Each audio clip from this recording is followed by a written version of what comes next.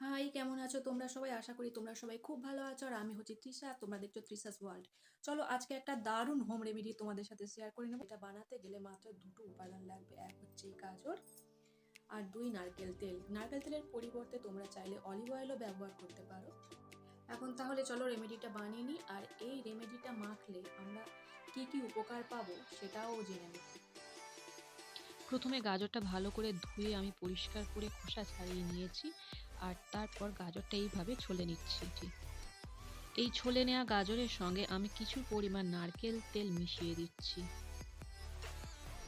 নারকেল তেল মেশানোর পরে এটা একদম হালকা আঁচে বসিয়ে প্রায় 6 থেকে 7 মিনিট আমি ভালো করে এটা গরম করে নিচ্ছি।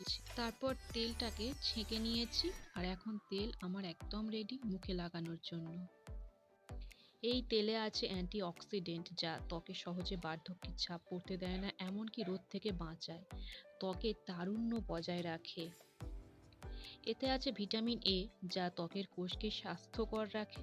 আর নিয়মিত এই তেল লাগালে ত্বকের স্বাস্থ্য ভালো থাকবে, ত্বকের আর্দ্রতা বজায় থাকবে এবং একটা ফর্সা দীপ্তিময় চেহারা কিন্তু আমরা পেয়ে যাব।